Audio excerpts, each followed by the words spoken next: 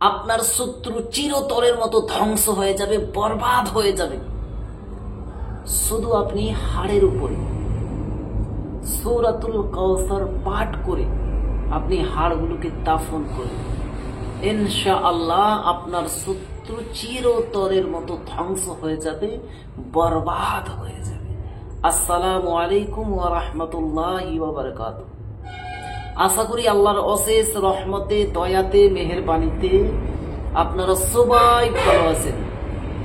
আজকে আমি আপনাদের মধ্যে শত্রুকে চিরতরের মতো ধ্বংস করার, শত্রুকে বরবাদ করার, শত্রুকে শায়েস্তা করার, শত্রুকে উচিত শিক্ষা দেওয়ার এমনই একটি পাওয়ারফুল ও শক্তিশালী পরীক্ষিত কোরআনী আমল শেয়ার করব।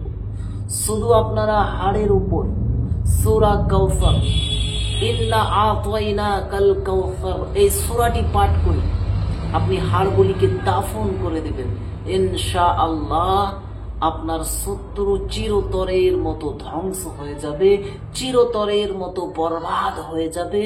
সে আর আপনাকে ডিস্টার্ব করবে না, সে আর আপনাকে পরেশানি করবে না, সে আপনার প্রতি আর জুলুম করবে না, সে আপনাকে আর কুফরি করবে না, সে আপনাকে আর ব্ল্যাক ম্যাজিক জাদুটোনা করবে না। সে উচিত শিক্ষা পেয়ে যাবে। সে যদি আপনার জোর জবরদস্তি জায়গা, জমিন জায়দাদ যদি কেড়ে নিয়েছে, সে আপনার জমিন জায়দাদ ঘুরে দিতে চাইবে, সে আপনার কাছে মাফ চাইবে। তো সম্মানিত শ্রোতাবৃন্দ, এই আমলটি কিভাবে করবেন, কি নিয়মে করবেন, কখন করবেন, সেটি নিয়ে আমি আরো বিস্তারিত ভাবে আলোচনা করব। তার জন্য ভিডিওকে স্কিপ না দিয়ে সম্পূর্ণ ভিডিওটিকে দেখবেন এবং আমি যেই নিয়মে, যেই পদ্ধতিতে, যেইভাবে আপনাদেরকে বলে দেব, ঠিক সেই নিয়মে, সেই পদ্ধতিতে, সেইভাবে আপনি যদি করে নিতে পারেন, ইনশাআল্লাহ আপনার শত্রু চিরতরের মতো ধ্বংস হয়ে যাবে, বরবাদ হয়ে যাবে, সে উচিত শিক্ষা পেয়ে যাবে। তো সম্মানিত শ্রোতাবিন্দু, যদি কোনো আপনার শত্রু আপনাকে, আপনার প্রতি জুলুম করছে, আপনাকে জাদুটোনা, ব্ল্যাক ম্যাজিক, কুফরি করছে, আপনাকে ডিস্টার্ব করছে, আপনার পথের কাঁটা হয়ে দাঁড়িয়ে যাচ্ছে, আপনি যেখানে যান সেখানেই আপনাকে তাঙ্কারি, তাহলে অবশ্যই আমার প্রতি না, আল্লাহ তাবারক তাআলার জাতের প্রতি ইয়াকিন, ভরসা, বিশ্বাস রেখে আপনি এই সূরা কাউসারের আমলটি যদি প্রয়োগ করেন, সে চিরতরের মতো ধ্বংস হয়ে যায়। অথবা যদি আপনার শত্রু আপনার জমিন জায়দাদ জোর জবরদস্তি দখল করে নিচ্ছে, আপনাকে ভীষণ ভাবে ডিস্টার্ব করছে, তাহলে আপনি এই সূরা কাউসারের আমলটি প্রয়োগ করুন, ইনশাআল্লাহ তাআলা আপনার শত্রু চিরতরের মতো ধ্বংস হয়ে যাবে, আপনি তার থেকে হেফাজতে থাকবেন। সে যদি আপনার জমিন জায়দাদ অলরেডি নিয়ে নিয়েছে বা নিতে চাইছে, সে আর নিবে না, আর যদি নিয়ে নিয়েছে সে ঘুরে দিতে বাধ্য হবে। সে আপনার আমানত আপনার কাছে পৌঁছে দেবে, আপনার কাছে ভুল স্বীকার মাংবে, আপনার কাছে ক্ষমা চাইবে। তো সম্মানিত শ্রোতাবিন্দু, এই আমলটি কিভাবে করবেন সেইটি বলার পূর্বে আমি আপনাকে বলে রাখি, আপনি যদি আমার চ্যানেলের নতুন দর্শক হয়ে থাকেন এবং এই রিলেটেড ভিডিওগুলি আপনি দেখতে চান, শিখতে চান, তাহলে অবশ্যই এই আল্লাহ মহান চ্যানেলটিকে সাবস্ক্রাইব করে পাশে থাকা বেল আইকনকে অল করে রাখুন, যাতে করে আমি যখনই এই রিলেটেড নিত্য নতুন ভিডিও আপলোড দেব, আপনার মোবাইলে একটা নোটিফিকেশন পৌঁছে যাবে, যার কারণে আপনি খুব সহজে নিয়মিত ভিডিওগুলো দেখতেও পারবেন এবং শিখে নিতেও পারবেন। তো চলুন এবারে আমরা জেনে নিই এই আমলটি কিভাবে করবেন। সম্মানিত শ্রোতাবিন্দু, এই আমলটি করার জন্য সর্বপ্রথম আপনাকে আপনার ব্যক্তিত্ব হিসেবে, আপনার সামর্থ্য অনুযায়ী আপনি কোনো গরিব ও মিসকিন অসহায়কে সদকা করবেন, অথবা আপনার এলাকায় বা আপনার আশেপাশে কোনো যদি এতিমখানা থাকে, আপনি সেখানে আপনার সামর্থ্য অনুযায়ী, আপনার ব্যক্তিত্ব হিসেবে আপনি যতটুকু পারবেন সদকা করবেন। অনেকজন আমাকে কমেন্ট করেন যে হুজুর আমি প্রবাসে আছি, এখানে তো কোনো গরিবও নাই আর কোনো এতিমখানাও নেই।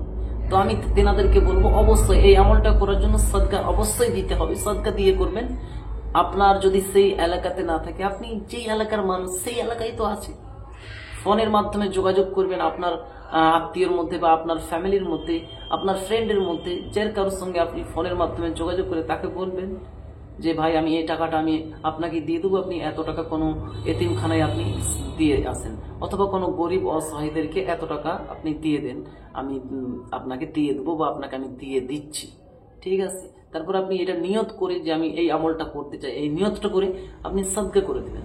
সম্মানিত শ্রোতাবৃন্দ, আপনার সাদকা দিয়া যদি কমপ্লিট হয়ে যায়, তাহলে আপনি যে কোনো দিনের কোনো কায়েদ নাই, ঠিক আছে, যে কোনো দিন আপনি বেলা 12টার পর, মাথায় রাখতে হবে এটা, বেলা 12টার পর এবং 3টার আগে আগে আপনি পাক পবিত্র হয়ে পাক পবিত্র লেবাস পরিধান করে উজুর সহি আপনি কিছু হাড্ডি নেবেন, যে হাড্ডি আপনি যে গোস্তগুলো খেয়ে হাড্ডিগুলো আপনি ফেলে দেন, সেই হাড়গুলো আপনি নেবেন বা সেই হাড্ডি আপনি নিয়ে নেবেন। যদি কোরবানির হাড্ডি হয় তাহলে খুবই ভালো হবে, আর যদি কোরবানির হাড্ডি না হয় এরকম হাড্ডিতেও করা যেতে পারে, কোনো সমস্যা নেই।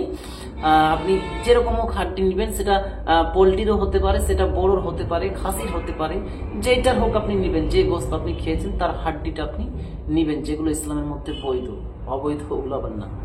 সেই হাড্ডিগুলো আপনি নেবেন, নেওয়ার পর আপনি একটা এমন রুমে যাবেন যাতে আপনাকে কেউ না দেখে এই আমল করা কালীন। যখন আপনি আমলটা করবেন কেউ যাতে না দেখে, কারোর সামনে আমল করবেন না, ঠিক আছে, একা একা আমল করবেন। এবং যেখানে আমল করবেন সে জায়গাটা পাক পবিত্র যেন থাকে এবং কোনো জানদারের ছবি যেন না থাকে, এটা মাথায় রাখবেন, ঠিক আছে। তারপরে আপনি কিবলার দিকে বসবেন, সাথে আপনি হাড্ডি নিয়ে যাবেন এবং একটা সাদা কাগজ এবং একটা যে কোনো কালারের পেন নিলেই চলবে। আপনি নিয়ে সেই রুমে চলে যাবেন। যাওয়ার পর আপনি সর্বপ্রথম আপনার শত্রু যারা রয়েছে তাদের নাম লিখবেন, তাদের নাম আপনি লিখে দিবেন সাদা কাগজটা। আর যদি আপনার নাম না জানা থাকে লিখবেন গোপন শত্রু, আমার যত গোপন শত্রু, যে ভাষায় পারবেন আপনি লিখে দেবেন। লিখে দেওয়ার পর তার উপরে হাড্ডিগুলো রাখবেন সেই কাগজটার উপরে। রাখার পর আপনি চক্ষু বন্ধ করে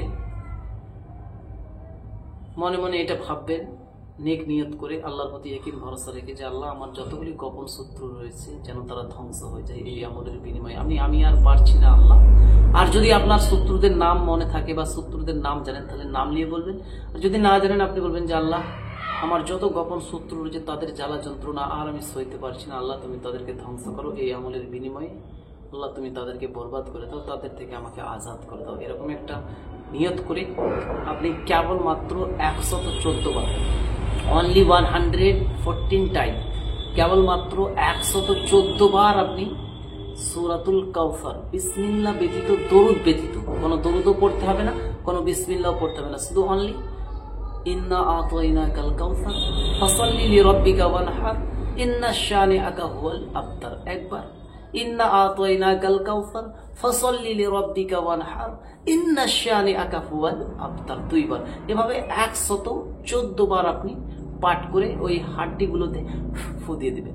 এবং যেই কাগজটাতে আপনি নাম লিখে রেখেছেন অথবা আপনি গোপন সূত্র বলে লিখে রেখেছেন, যত আমার গোপন সূত্র রয়েছে তাদেরকে আল্লাহ তুমি ধ্বংস করে দাও, যেটা লিখে রেখেছেন সেইটাতে হাড্ডিগুলো সুন্দর মতো করে মুড়ে ফোল্ড করে নেবেন, ঠিক আছে। সে কাগজে হাড্ডিগুলো সুন্দর মতো করে ফোল্ড করে নিয়ে সেটাকে এমন একটা জায়গায় দাফন করবেন যেটা যেন জায়গাটা সুমসাম জায়গা হয়, ঠিক আছে, যেন কেউ না যায়, সেখানে একটা সুমসাম জায়গা হয়। আর যদি এটা যদি আপনার প্রতি সম্ভব না হয় তাহলে আপনি যে কোনো মাটিতে পুঁতলেই হবে।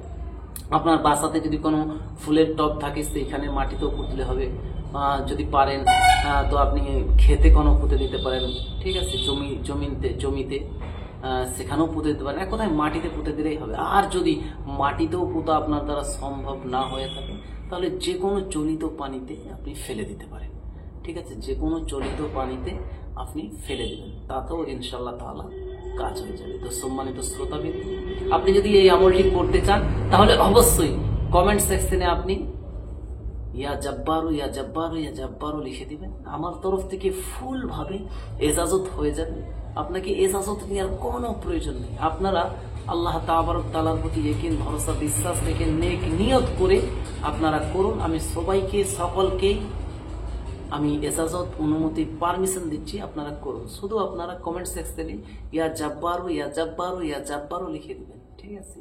তো যাই হোক, আজকের ভিডিওটা আমি এখানেই সমাপ্ত করে দেবো। হ্যাঁ, যদি ভিডিওটা ভালো লাগে তাহলে একটা লাইক দিবেন, অন্যদের মধ্যে শেয়ার করবেন, এবং চ্যানেলে যদি আপনি নতুন এসে থাকেন অবশ্যই এই আমাদের ছোট্ট চ্যানেলটিকে সাবস্ক্রাইব করে বেল আইকনটাকে অল করে আমাদের সাথেই থাকবেন। আর যদি কোনো প্রয়োজন হয় আপনারা স্ক্রিনে দেওয়া অথবা ডিসক্রিপশনে দেওয়া নম্বরে টেলিগ্রাম, হোয়াটসঅ্যাপ, ইমো রয়েছে, আপনি যোগাযোগ করতে পারেন। এবং যদি আপনি পার্সোনালভাবে আমার সঙ্গে কথা বলতে চান সেটাও করলে আপনি জয়েন্ট বোতামে, ইউটিউব জয়েন্ট বোতাম রয়েছে, ওই জয়েন্ট বাটনে গিয়ে আপনি জয়েন্ট হয়েও আপনি আমার সঙ্গে সরাসরি কথা বলতে পারেন। তো যাই হোক, আজকের ভিডিওটা আমি এখানেই সমাপ্ত করে দিলাম। আল্লাহ হাফিজ।